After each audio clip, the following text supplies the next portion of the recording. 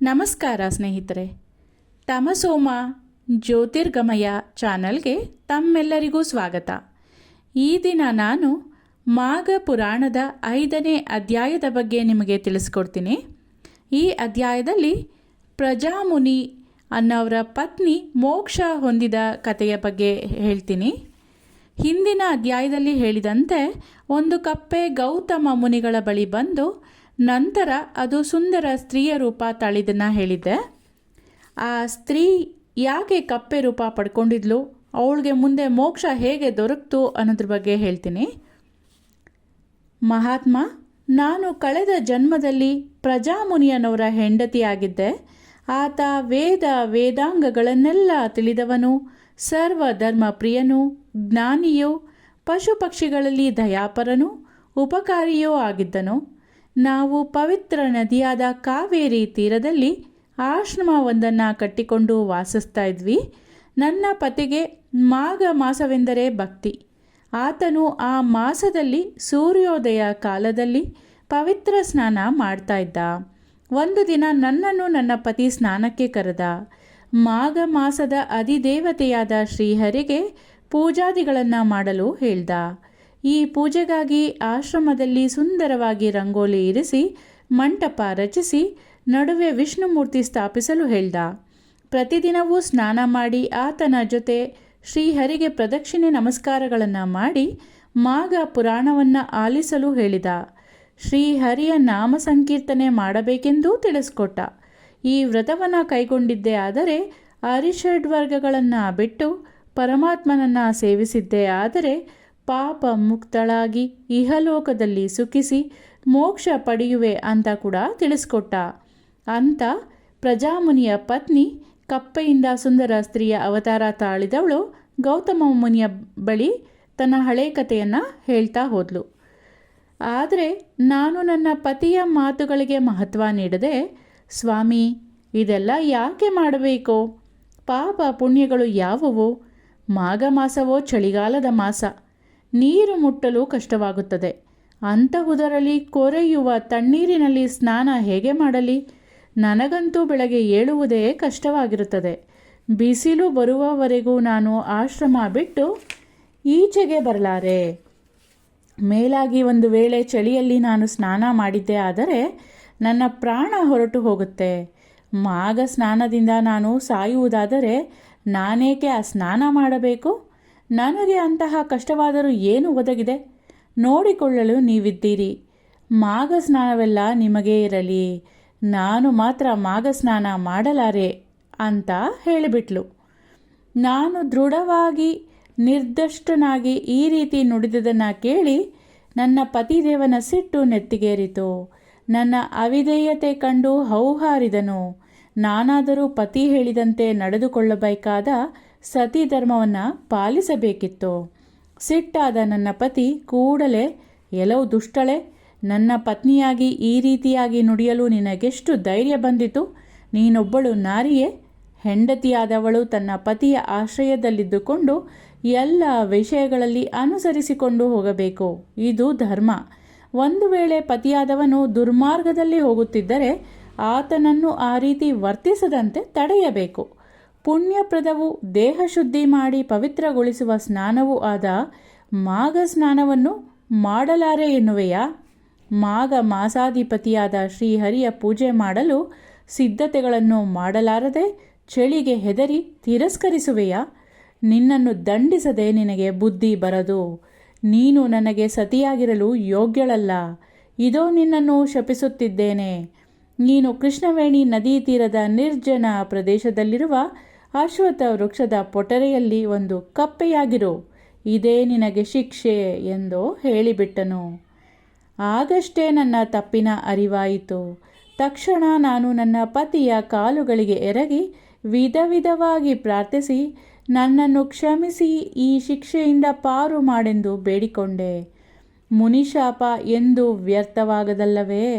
ಆದರೆ ನಾನು ಜ್ಞಾನೋದಯ ಹೊಂದಿ ಕ್ಷಮೆ ಕೇಳಿದುದನ್ನು ಮನಗಂಡ ನನ್ನ ಪತಿ, ಆದದ್ದು ಆಯಿತು, ಇನ್ನಾದರೂ ತಿಳುವಳಿಕೆ ಹೊಂದು. ಆದರೆ ನನ್ನ ಶಾಪ ವ್ಯರ್ಥವಾಗದು. ಒಂದು ಅವಧಿಗಷ್ಟೇ ಈ ಶಿಕ್ಷೆ ಅನುಭವಿಸಿ ಒಂದು ಮಾಘ ಶುಕ್ಲ ದಶಮಿಯಂದು ಕೃಷ್ಣವೇಣಿ ನದಿ ತೀರಕ್ಕೆ ಬರುವ ಗೌತಮ ಮುನಿಯನ್ನು ಕಂಡು ಆತನು ಹೇಳುವ ಮಾಘ ಮಾಸದ ಮಹಿಮೆಯನ್ನು ಕೇಳಿದಾಗ ನಿನ್ನ ಕಪ್ಪೆ ರೂಪವು ಹೋಗಿ ಸ್ತ್ರೀ ರೂಪ ಪಡೆಯುವೆ ಎಂದು ವಿಶಾಪವಿತ್ತನು. ಮುನಿ ಶಾಪದಂತೆ ನಾನು ಸ್ತ್ರೀ ರೂಪವನ್ನು ಕಳೆದುಕೊಂಡು ಕಪ್ಪೆಯಾಗಿ ಜನ್ಮ ತಳೆದೆ. ಕುಪ್ಪುತ್ತಾ ಬಂದು ಈ ನದಿ ತೀರದ ಅಶ್ವತ್ಥ ವೃಕ್ಷದ ಪೊಟರೆಯಲ್ಲಿ ಸಾವಿರಾರು ವರ್ಷ ವಾಸ ಮಾಡುತ್ತಾ ಇದ್ದು ಬಿಟ್ಟೆನು. ಇಂದು ನಿಮ್ಮ ದರ್ಶನ ಭಾಗ್ಯದಿಂದ ಹಾಗೂ ನೀವು ಹೇಳಿದ ಮಾಘ ಪುರಾಣವನ್ನು ಕೇಳಿ ಸ್ತ್ರೀ ರೂಪವನ್ನು ಪಡೆದೆನು ಅಂತ ಆಕೆ ಗೌತಮ ಮುನಿಗಳಿಗೆ ಹೇಳಿದ್ಲು. ಪ್ರಜಾಮುನಿಯ ಸತಿಯ ಮಾತುಗಳನ್ನು ಕೇಳಿದ ಗೌತಮರು, ಸಾಧ್ವಿಮಣಿ, ಪತಿಯ ಮಾತು ಕೇಳದೆ ಮಾಘ ಸ್ನಾನವನ್ನು ಉಪೇಕ್ಷಿಸಿದ್ದರಿಂದ ಎಂತಹ ದುಸ್ಥಿತಿ ಪ್ರಾಪ್ತವಾಯಿತು ನೋಡಿದೆಯಾ? ಕಪ್ಪೆಯ ಜನ್ಮಕ್ಕಿಂತ ಬೇರಾವ ನರಕವಿದೆ ಹೇಳು. ಆದರೂ ಜಲವಾಸಿಯಾಗಿ ಇದ್ದಿದ್ದರೆ ನೀನು ಖಂಡಿತವಾಗಿ ಅವನನ್ನು ಸೇರುತ್ತಿದ್ದೆ. ಕಾರಣ ಮಾಘ ಮಾಸದಲ್ಲಿ ನೀರಿನಲ್ಲಿರುವ ಪ್ರಾಣಿಗಳು ತಮಗೆ ಅರಿಯದೆಯೇ ಮಾಘ ಸ್ನಾನ ಮಾಡುವುದರಿಂದ ಅವುಗಳು ತಮ್ಮ ಕೀಳು ಜನ್ಮಗಳಿಂದ ಮುಕ್ತಿ ಹೊಂದುತ್ತವೆ. ಆದರೆ ನೀನು ಪತಿಯ ಮಾತುಗಳನ್ನು ಉಪೇಕ್ಷಿಸಿದುದರಿಂದ ಆತ ನಿನ್ನನ್ನು ಪೊಟರೆಯಲ್ಲಿ ವಾಸಿಸಿಕೊಂಡಿರುವ ಕಪ್ಪೆಯನ್ನಾಗಿ ಮಾಡಿದ. ಅಲ್ಲಿ ನೀರಿಲ್ಲದಿದ್ದರಿಂದ ನಿನಗೆ ಮುಕ್ತಿ ದೊರಕಲಿಲ್ಲ.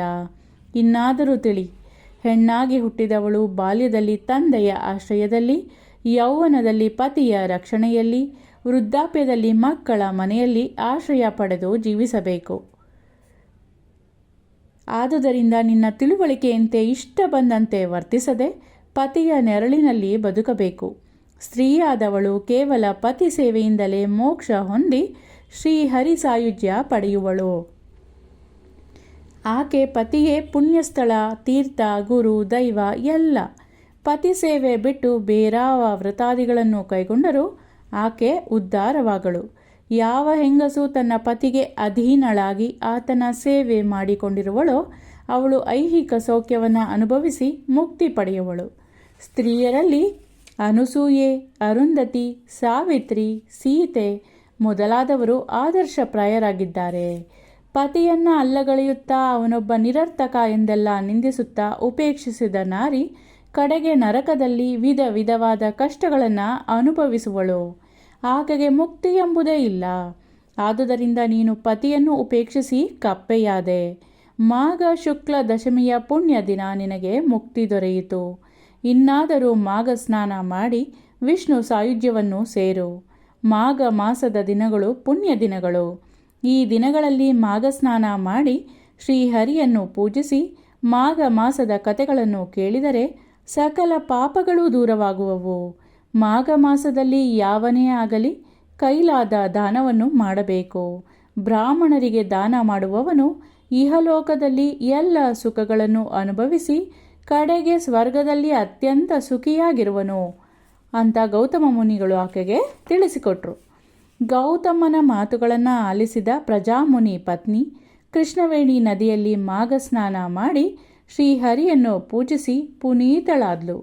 ಗೌತಮನಿಂದ ಮಾಘ ಮಾಸ ಮಹಿಮೆಯನ್ನು ತಿಳಿದ ವೇಗರಥ ರಾಜನು ಕೂಡ ತಾನು ಕೃಷ್ಣವೇಣಿ ನದಿಯಲ್ಲಿ ಮಾಘ ಸ್ನಾನ ಮಾಡಿ ವೈಕುಂಠಾಧಿಪತಿಯು ಸಕಲ ಮುನಿಗಳಿಂದ ಪೂಜಿತನಾದವನು ಆದ ಮಹಾವಿಷ್ಣುವನ್ನು ಭಕ್ತಿ ಶ್ರದ್ಧೆಗಳಿಂದ ಪೂಜಿಸಿ ಮಾಘ ಪುರಾಣವನ್ನು ಆಲಿಸಿ ಬಳಿಕ ರಾಜ್ಯ ಸುಖವನ್ನು ಕಂಡು ಕಡೆಗೆ ವೈಕುಂಠವನ್ನು ಸೇರಿ ಅಲ್ಲೇ ನೆಲೆಸ್ದ.